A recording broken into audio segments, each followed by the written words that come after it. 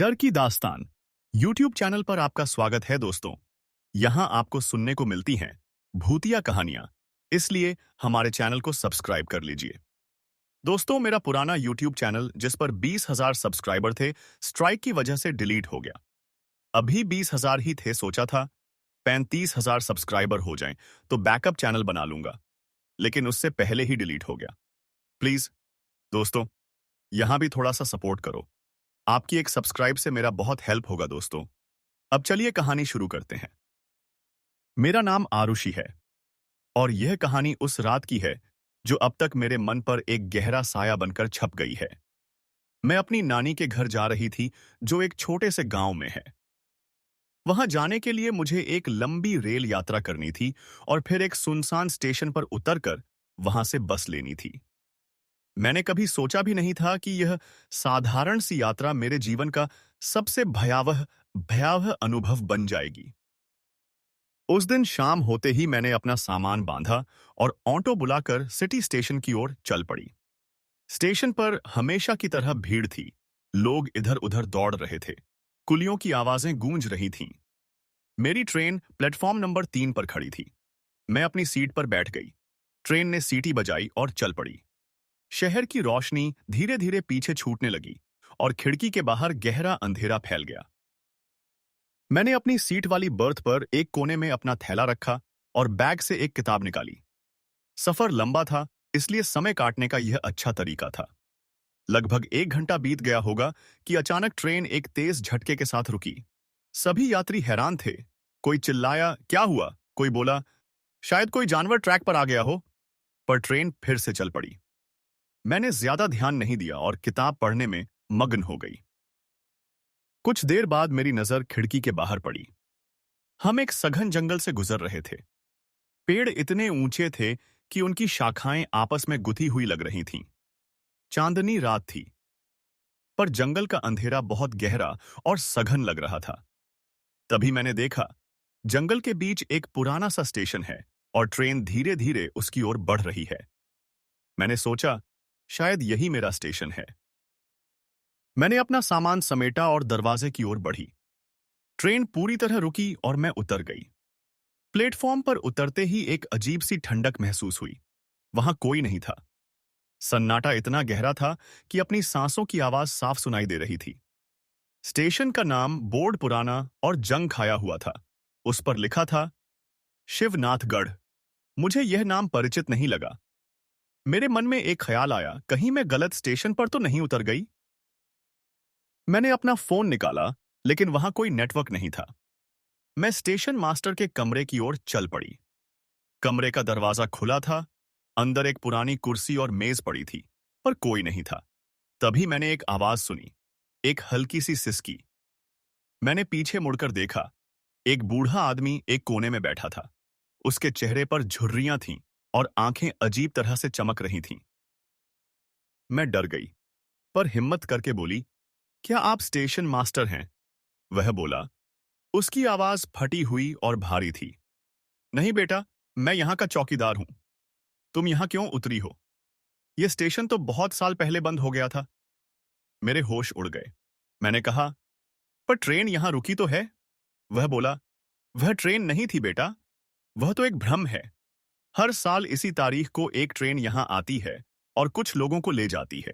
जो उतर जाते हैं वे फिर कभी आगे नहीं जा पाते। मेरे शरीर में सिहरन दौड़ गई। मैंने कहा, पर मैंने तो अपनी नानी के घर जाना है। मुझे यहां से निकलना है। वह बोला, अब निकलना मुश्किल है। सुबह तक यहां कोई बस नहीं आती। तुम्हें यहां रात गुजारनी पड़ेगी। पर एक बात याद रखना, चाहे कुछ भी हो जाए, स्टेशन के उस पार वाले हिस्से में मत जाना। वहां एक पुराना इंतजार करता है। यह कहकर वह बूढ़ा अंधेरे में खो गया। मैं वहीं खड़ी रह गई। मन में एक अजीब सा भय समा गया। मैं वापस प्लेटफॉर्म पर आकर एक बेंच पर बैठ गई। हवा में एक अजीब सी सनसनाहट थी। दूर जंगल से आवाजें आ रही थीं, जैसे कोई रो रहा हो। मैंने अपने आप को समझाया कि यह सब मेरा वहम है। तभी मैंने देखा, स्टेशन के उस पार वाले हिस्से में एक सफेद सी आकृति खड़ी है। वह एक औरत की तरह लग रही थी। उसके लंबे बाल हवा में लहरा रहे थे। मेरी सांसें थम सी गईं। वह आकृति हिल रही थी मानो मुझे बुला रही हो। मैंने बूढ़े की चेतावनी याद की और आंखें मूंद लीं। जब आंखें खोलीं, तो वह आकृति गायब थी। पर अब मैं अकेली नहीं थी। प्लेटफॉर्म पर एक और यात्री खड़ा था। एक जवान लड़का, जिसने एक पीला कुर्ता पहन रखा था। वह मुस्कुरा रहा था। उसने कहा, आप भी उस ट्रेन से उतरी हैं? मैंने हाँ में सिर हिलाया। वह बोला, मेरा नाम विशाल है। मैं भी इसी फंस में हूं। पर डरिए मत। मैं यहां का रहने वाला हूं। गांव यहां से 3 कोस दूर है। आप चाहो तो मैं आपको वहां ले चलता हूं। मेरे मन में एक संदेह जगा। बूढ़े ने कहा था कि यह स्टेशन बंद है, तो यह लड़का यहां कहां से आया? पर वह बहुत सामान्य लग रहा था। मैंने कहा, नहीं, मैं यहीं रुकूंगी। वह बोला, जैसी आपकी मर्जी, पर यह रात बहुत लंबी है और यहां अकेले रहना ठीक नहीं। यह कहकर वह चला गया। मैं फिर अकेली थी। समय बीत रहा था, पर रात का अंधेरा गहरा होता जा रहा था। तभी मैंने एक बच्चे के रोने की आवाज सुनी। आवाज स्टेशन के उस पार वाले हिस्से से आ रही थी। मेरा मन करने लगा कि मैं वहां जाकर देखूं। शायद कोई बच्चा मुसीबत में है। मैं धीरे धीरे प्लेटफॉर्म के अंत तक गई। वहां एक पुराना फव्वारा था, जिसमें से पानी टपक रहा था, और उसके पीछे एक सुरंग थी जो अंधेरे में खो जाती थी। बच्चे का रोना उसी सुरंग से आ रहा था। मैं वहां जाने ही वाली थी कि अचानक किसी ने मेरा हाथ पकड़ लिया। पीछे मुड़कर देखा तो वही बूढ़ा चौकीदार खड़ा था। उसकी आंखें गुस्से से चमक रही थीं। वह बोला, मैंने मना किया था ना कि यहां मत आना। वह आवाज एक फंदा है। वह तुम्हें अंदर खींच लेगी। मैं कांपने लगी। मैंने कहा, पर कोई बच्चा रो रहा है। वह बोला, वह बच्चा नहीं है। वह तो वही है जो सालों से यहां फंसा हुआ है। उसकी आत्मा यहां भटकती है। तभी सुरंग से एक तेज हवा का झोंका आया और एक कराहने की आवाज गूंजी। बूढ़े ने मेरा हाथ खींचकर मुझे प्लेटफॉर्म पर वापस ले आया। वह बोला, तुम्हें सुबह तक जागते रहना होगा। सोना मत। वह तुम्हारे सपनों में आ सकता है। यह कहकर वह फिर गायब हो गया। मैं बेंच पर बैठी अपनी सांसों के सहारे जी रही थी। रात का हर पल एक यातना बन गया था। हर आवाज, हर साया मुझे डरा रहा था। मैंने अपनी आंखों पर जोर लगाया, सोने की कोशिश नहीं की। तभी मुझे लगा कोई मेरे पीछे खड़ा है। मैंने धीरे धीरे मुड़कर देखा। वही लड़का विशाल फिर से वहां था, पर इस बार उसका चेहरा वैसा नहीं था। उसकी आंखें पूरी तरह काली थीं और उसके होठों पर एक भयानक मुस्कान थी। वह बोला, तुमने मेरी बात नहीं मानी। अब तुम यहां से नहीं जा सकती। मैं चीखना चाहती थी, पर मेरा गला रुंध गया। वह लड़का मेरी ओर बढ़ने लगा। मैंने अपनी आंखें बंद कर लीं। जब आंखें खोलीं, तो वह गायब था, पर मेरे हाथ पर एक निशान था, जैसे किसी ने मुझे छुआ हो। अब मैं समझ चुकी थी कि यह स्टेशन कोई साधारण जगह नहीं है। यहां कुछ ऐसा है जो मुझे नहीं होने देना चाहता। मैंने फैसला किया कि मुझे यहां से भागना होगा। मैंने स्टेशन के बाहर निकलने का रास्ता ढूंढना शुरू किया, पर हर तरफ सिर्फ अंधेरा और जंगल था। तभी मैंने एक और आवाज सुनी। ये आवाज अलग थी। यह एक गाने की आवाज थी, एक पुराना सा गीत जो मेरी नानी अक्सर गुनगुनाया करती थीं। आवाज स्टेशन के एक कोने से आ रही थी। मैं उस ओर बढ़ी। वहां एक छोटा सा कमरा था, जिसके अंदर एक दिया जल रहा था। मैंने दरवाजा खोला। अंदर एक बूढ़ी औरत बैठी थी। वह चरखा कात रही थी और गीत गा रही थी। उसने मेरी ओर देखा और मुस्कुरा दी। वह बोली, आ जाओ बेटा, तुम्हारा इंतजार था मुझे। मैं अवाक होकर उसे देखती रह गई। वह औरत कोई और नहीं, मेरी नानी थी, पर वह तो मर चुकी थी। मैंने पूछा, नानी, आप यहां? वह बोली, हाँ बेटा, मैं तुम्हें बचाने आई हूं। इस स्टेशन पर तुम्हारी आत्मा फंस सकती है। तुम्हें यहां से निकलना होगा। सुबह होने में अभी 3 घंटे हैं। तुम्हें उस समय तक खुद को बचाना होगा। यह कहकर उन्होंने मुझे एक लॉकेट दिया। वह बोली, यह तुम्हारी रक्षा करेगा, पर याद रखना, जो भी देखो उस पर विश्वास मत करना। यहां सब कुछ भ्रम है। इतना कहते ही वह गायब हो गईं और दिया बुझ गया। मैं फिर अंधेरे में खड़ी थी, पर अब मेरे हाथ में वह लॉकेट था। मैंने उसे गले में पहन लिया और बाहर आई। अब मैं हिम्मत महसूस कर रही थी। पर तभी मैंने देखा, पूरा स्टेशन बदल गया है। अब वहां कई लोग थे, सभी पुराने फैशन के कपड़े पहने हुए। वे सभी प्लेटफॉर्म पर इंतजार कर रहे थे, मानो किसी ट्रेन का इंतजार हो। कोई बात नहीं कर रहा था, सभी चुपचाप खड़े थे। मैंने एक महिला से पूछा, आप लोग किसका इंतजार कर रहे हैं? वह मुड़ी और बोली, तुम्हारा। उसके चेहरे पर कोई भाव नहीं था। मैं पीछे हटने लगी। तभी सभी लोग एक साथ मेरी ओर मुड़े और उनकी आंखें लाल हो गईं। मैंने भागने का फैसला किया। मैं स्टेशन के पीछे वाले हिस्से में भागी। वहां एक पुरानी दीवार थी। मैंने उसे पार करने की कोशिश की। पीछे से आवाजें आ रही थीं, रुको, हमें छोड़कर मत जाओ। मैंने दीवार पर चढ़ने की कोशिश की, पर वह बहुत ऊंची थी। तभी मैंने देखा, दीवार के पार एक रोशनी दिखाई दी। कोई मशाल लेकर आ रहा था। वह व्यक्ति और कोई नहीं, वही बूढ़ा चौकीदार था। वह बोला, जल्दी आओ, सुरंग से निकलो। मैंने उसकी ओर हाथ बढ़ाया, पर तभी एक ठंडी हवा चली और सारी रोशनी बुझ गई। मैं फिर अंधेरे में थी। पीछे से वे लोग मेरे करीब आ रहे थे। मैंने अपनी आखिरी हिम्मत जुटाई और दीवार के एक कोने में छिप गई। मैंने आंखें बंद कर लीं और नानी के दे लॉकेट को मुट्ठी में भींच लिया। मैंने प्रार्थना करनी शुरू की। समय बीत रहा था, पर कुछ नहीं हो रहा था। जब मैंने आंखें खोलीं तो सब कुछ गायब था। स्टेशन फिर से सुनसान था। धीरे धीरे आसमान में सुबह की पहली किरण दिखाई दी। मैंने एक दूर से आती हुई बस की आवाज सुनी। मैं समझ गई, मैं बच गई। मैं उठी और स्टेशन के बाहर की ओर भागी। वहां सड़क पर एक बस खड़ी थी और कंडक्टर चिल्ला रहा था, गांव जाने वाली बस चलने वाली है। मैं बस में चढ़ गई। बस चल पड़ी। मैंने पीछे मुड़कर स्टेशन को देखा। वहां कोई नहीं था, सिर्फ एक पुराना बंद स्टेशन था। पर मैं जानती थी, वह रात मुझे कभी नहीं भूलेगी। बस में बैठे एक यात्री ने मुझसे पूछा, क्या हुआ बेटी, तुम्हारा चेहरा इतना उतरा हुआ क्यों है? मैंने कहा, कुछ नहीं, बस एक लंबी रात गुजारी है। उसने कहा, अच्छा हुआ तुम उस स्टेशन पर रुकी नहीं। वहां तो बहुत साल पहले एक हादसा हुआ था। एक ट्रेन दुर्घटना में सभी यात्री मारे गए थे। कहते हैं उनकी आत्माएं अब भी वहां भटकती हैं। मैंने कोई जवाब नहीं दिया। बस आगे बढ़ रही थी और मैं सोच रही थी, क्या वह सब सच में हुआ था या सिर्फ मेरा भ्रम था? पर तभी मैंने अपनी जेब में हाथ डाला और वह लॉकेट महसूस किया। नानी का दिया हुआ लॉकेट। यह सच था, सब कुछ सच था। मैंने खिड़की से बाहर देखा। सूरज उग चुका था और दुनिया फिर से सामान्य लग रही थी। पर मेरे मन में एक सवाल था, क्या मैं वाकई बच गई थी या अब भी उसी स्टेशन पर फंसी हुई हूं?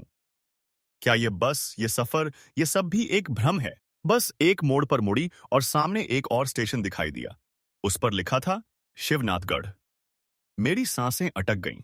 बस उसी स्टेशन के सामने रुकी और कंडक्टर बोला, यहां 10 मिनट का स्टॉप है, जो उतरना चाहे उतर सकता है।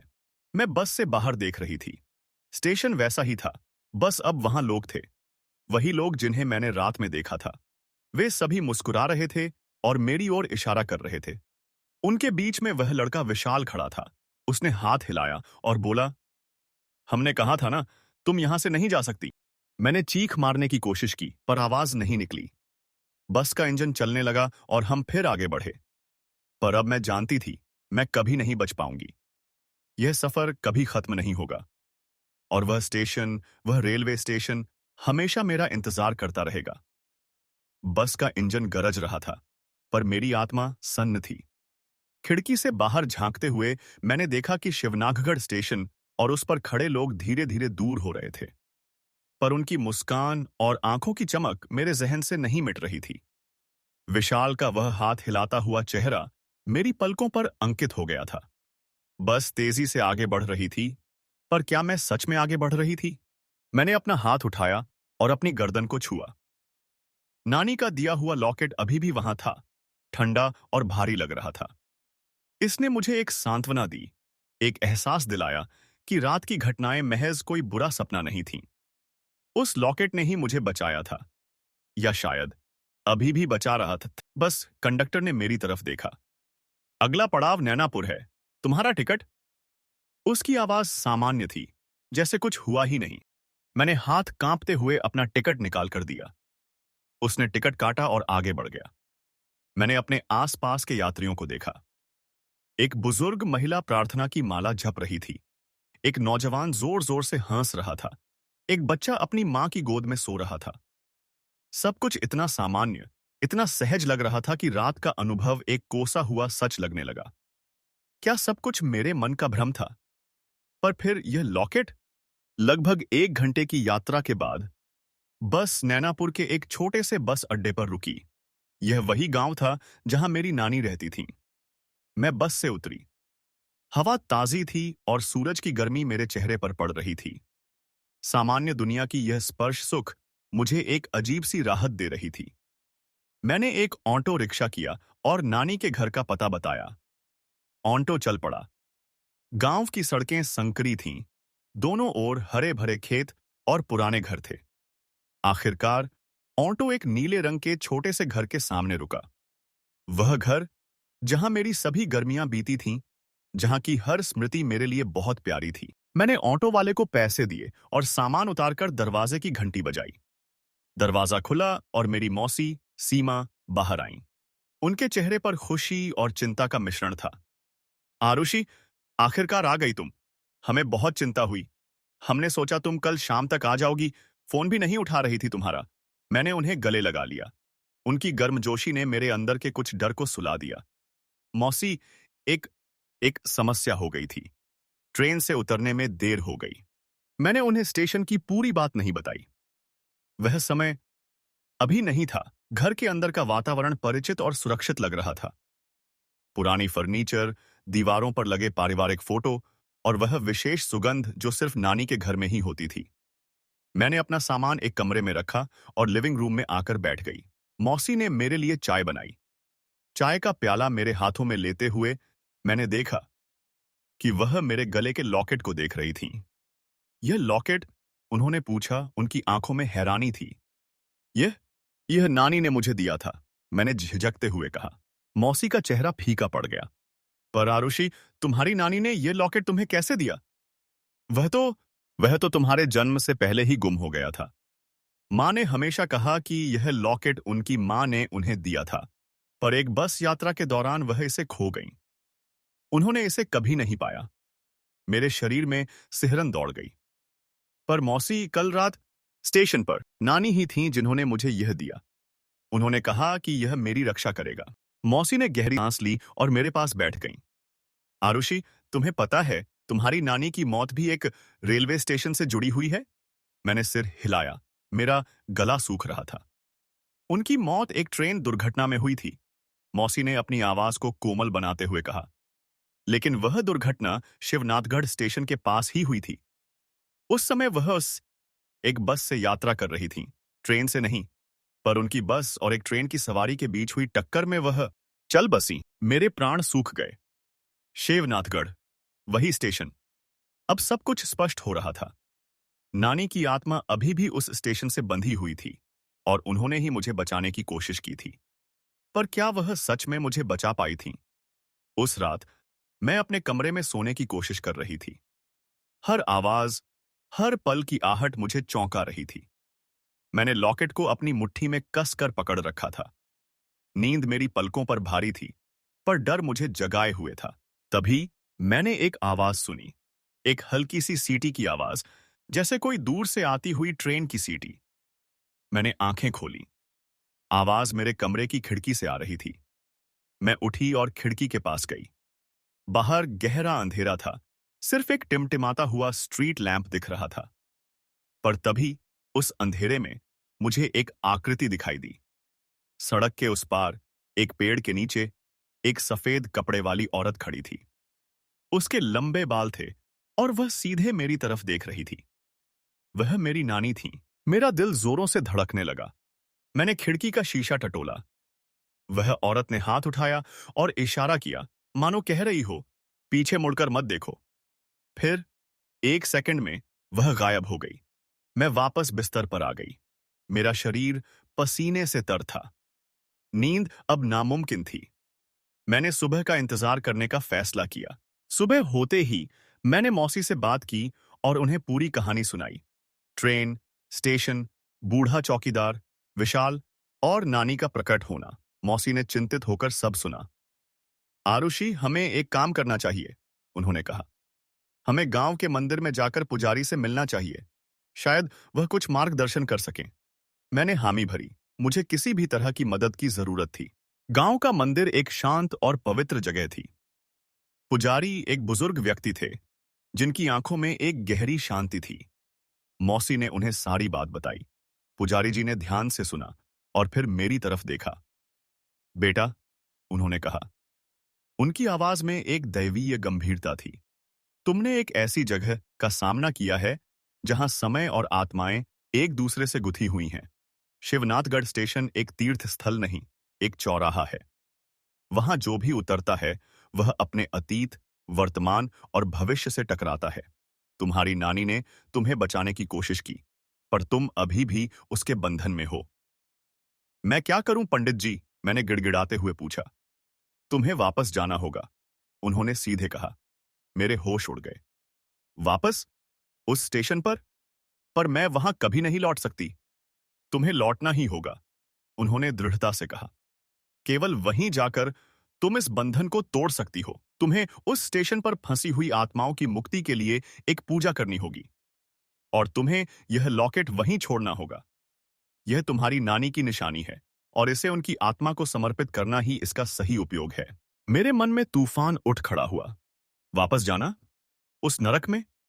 पर पुजारी की बातों में एक अटल सच्चाई थी। मैं जानती थी कि यही एक रास्ता है।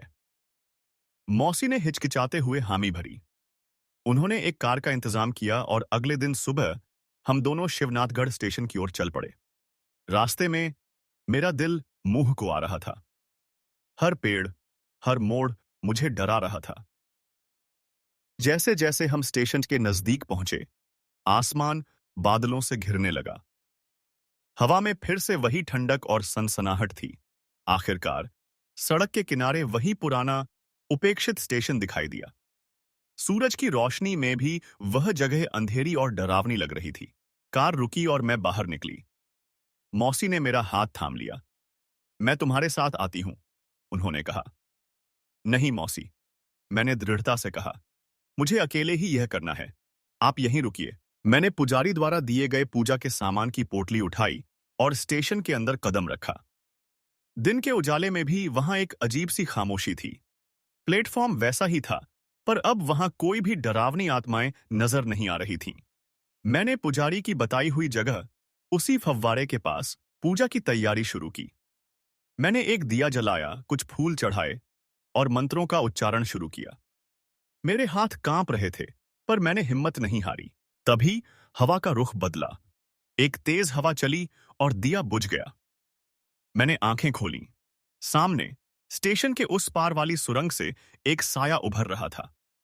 वह विशाल था, पर अब उसका रूप और भी भयानक था। उसका शरीर पारदर्शी था और उसकी आंखों से एक अंधेरा प्रकाश निकल रहा था। तुम वापस आ गई। उसकी आवाज 1000 फटे हुए स्वरों का मिश्रण लग रही थी। हमने सोचा तुम बच गई, पर कोई इस स्टेशन से नहीं बच सकता। मैं यहां तुम्हें मुक्त करने आई हूं, मैंने अपनी आवाज को स्थिर रखते हुए कहा। हालांकि मेरा दिल जोरों से धड़क रहा था।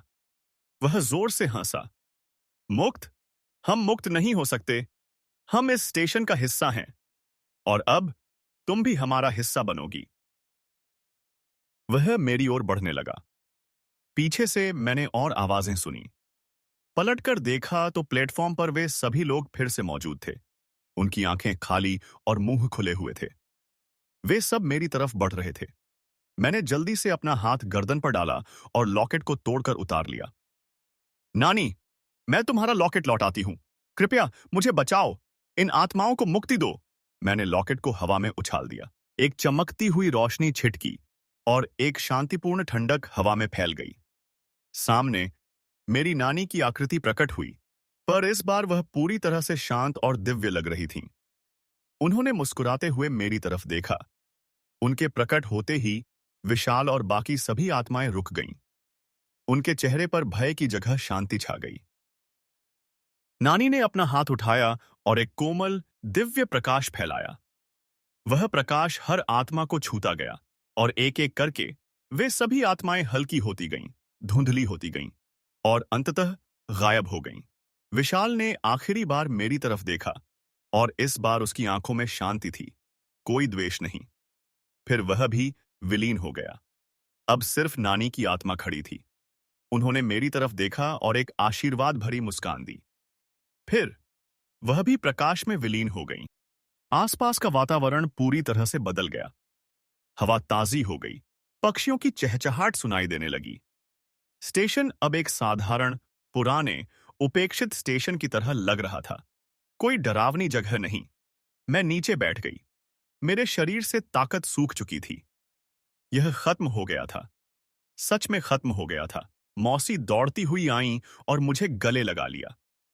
सब ठीक हो गया आरुषि, सब ठीक हो गया। उस दिन के बाद मेरा जीवन फिर से सामान्य हो गया।